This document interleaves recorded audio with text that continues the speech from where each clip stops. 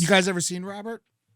Not in person. No. I've had friends see Robert before because it's a Florida doll. Yeah, He's it's from West Key Coast. West. Yeah, Key West, yeah. And they all say he's fucking terrifying. Oh, it's very scary. Yeah. Well, Robert the Doll was the subject of an entire book by an author of the paranormal named David Sloan, who first met Robert the Doll in 1996. Sloan, by the way, makes it a point to say in his book that he was investigating the paranormal before it got popular. Yeah, it was like a total scene back then, but it's totally different now because back then, like, Bigfoot would like hang out. Like you could fucking talk about Loch Ness would like he'd just like be there or fucking whatever. You don't have to pay for a meet and greet.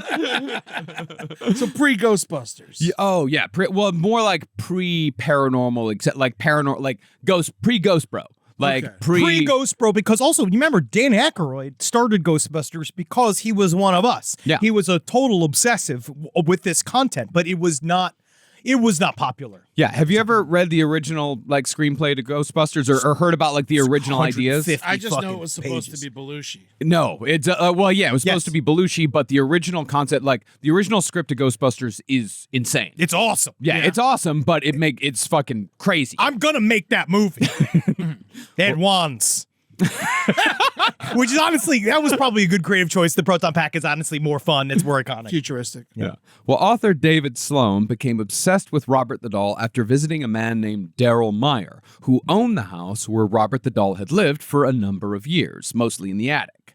Now, Meyer was skeptical that a doll could cause any sort of paranormal activity, but when David Sloan asked to see the attic where Robert had spent so many decades, a nearby rotary phone flew off the receiver. And that was one of those things that happened regularly around Robert the Haunted Doll. Yeah. Well, rotary phone, they shook. It could have the phone could have fell off. That's bad. That's bad wiring. Yeah, it flew though. It shouldn't just be shaken. Yeah.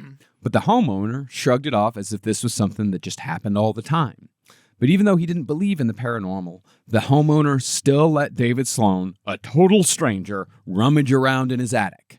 Sloan found that the room still held several pieces of child-sized furniture, all built for Robert the Doll. And that was real. And that was before Robert the Haunted Doll became like publicized or whatever. They did create a whole area where this doll could just live. Yeah. Now, admittedly, Robert the Doll very much looks like a cursed object. Its face is pockmarked and nearly featureless, and it somewhat resembles the prosthetic faces that were given to disfigured soldiers during World War I.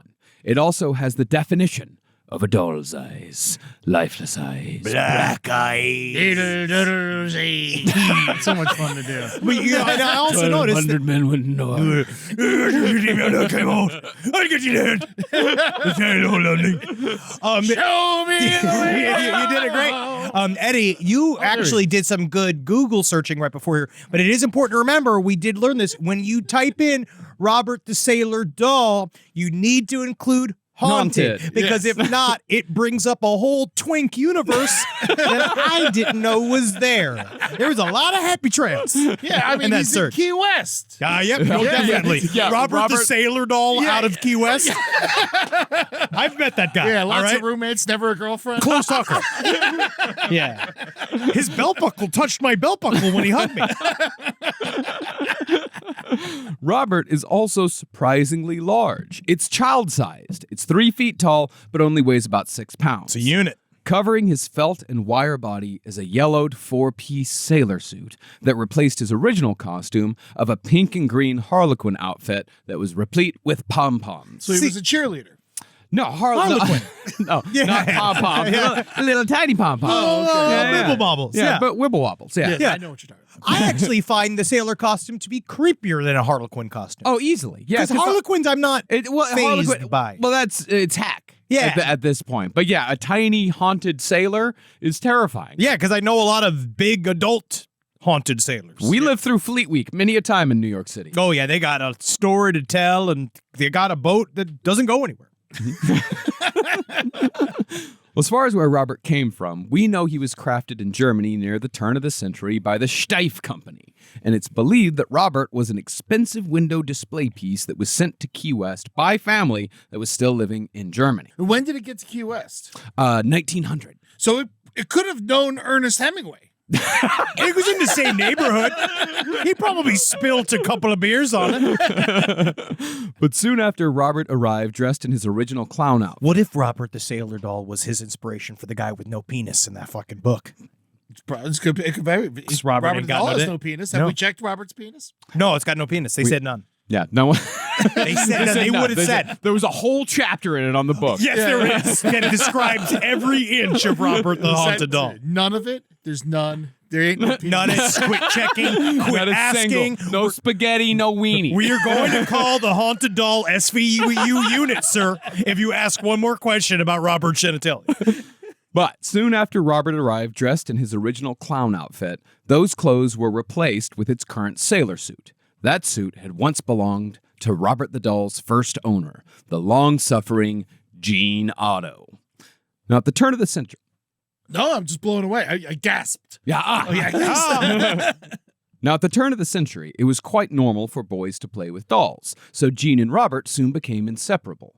But the nature of Gene's obsession is speculated to have less to do with a child's normal attachment to a beloved toy and more to do with good old-fashioned voodoo. You know, even just the obsession, because that's what they said is that, and this obsession continued throughout Gene Otto's life. Yeah, which we'll get into. Yeah. But this is there's something attached to this. He saw something in this doll, and that's kind of what they talk about. It's because it's about our relationship with the object. Yeah. It's what does it mean to us? You know, there are certain objects that, when I was talking with the Newkirks, they talk about trauma. Like I brought it up before, but the idea that like you're in a room where something traumatic has happened to you, your focus was an object while you're in that room while something traumatic is happening to you, and it's like you shoot at it, right? You make it filled with this kind of energy. Where something like this is like, if you're really lonely, because that's another one of those like deep, dark, especially when you're a little boy and you don't know what to do, like because your emotions are stronger when you're a little kid. Like you're a little bit more, maybe, you're not more in tune, but you're definitely more vulnerable and sensitive. And the idea of like, you becoming obsessed with this other thing and it's sort of like implanting your personality on it. Oh, I was extraordinarily attached to my My Little Monster doll. Yeah. Like Your the big, Little Monster doll? Yeah, My Little Monster. Yeah, the big. I remember that the thing. big, It was the awesome. big fat one with the long nose and all that. No, I was attached at the hip to that thing. I loved it. Yeah. I love my baby Tugs. Care Bear. Nice. Yeah, he was a good guy. Now, do you think Key West, throwing out some theories here, lots of Haitians in Key West, This is what especially back in the day. Yes. Straw market. Mom could have yelled at someone at the straw market. I curse you. Curse the doll. Yes. Well, here's the thing. Concerning that, Gene Otto's grandfather was a doctor named Joseph who had a servant from the Bahamas named William. So it's still West Indies. And William was married to a fellow Bahamanian named Emmeline. Dr. Joseph Otto went blind in his later years, and William cared for him until Joseph died from internal injuries after suffering a fall. It was really nice, honestly, their relationship. Yeah. But once Dr. Otto was dead, Thomas Otto, Gene Otto's father, hired William to work as a clerk at his drugstore.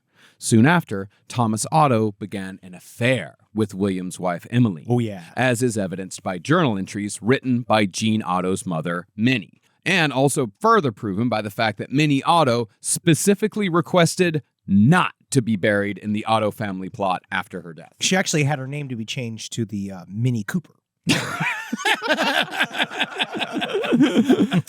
Here, of course, is where the curse comes into play. See, Emmeline gave birth to a child during her affair with Thomas. It was Thomas's child, and this is evidenced by a lawsuit that she filed against the Otto family. Tragically, the child died, and it's said that Emmeline used voodoo to trap her dead child's soul inside Robert the doll. Wow. Yeah, dude. Yeah. Okay, so yeah.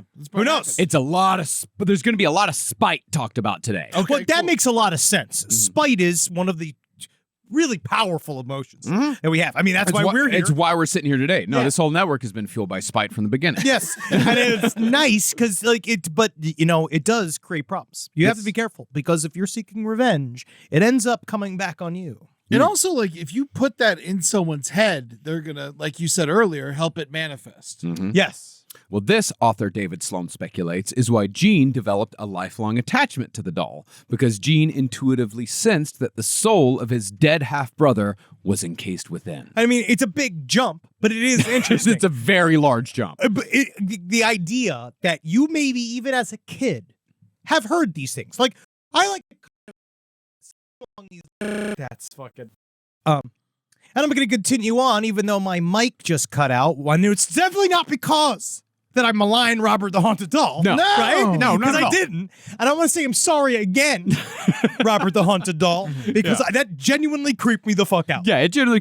I mean, it's not due to the fact that this Scarlet already has one input that shat out, and we just went through a studio move, and these things just don't really last Yeah. for a long time. And you spit constantly into the microphone. It better It's covered not in be. water. I just want to say again, I'm sorry, Robert, and I love you. But I think there's a practical edge to this where you could, maybe as a kid, you'd be surprised what kids hear. Yeah, Right? of course. So they could he could have heard the story. Right? He could have watched his parents going through this conflict. He knows that somebody's like, he knows maybe about his father's infidelity. Mm-hmm. Maybe they've even said this like through the rumors or other people have told him. And then in a way, it's still him haunting the doll.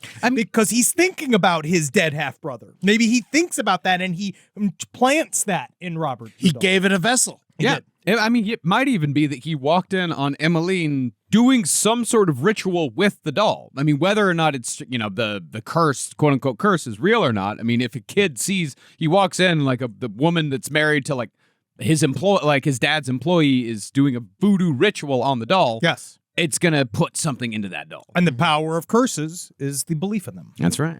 Now, interestingly, Gene was the one who actually named the doll, and the reasoning behind the choice gives it a bit more of a paranormal oomph.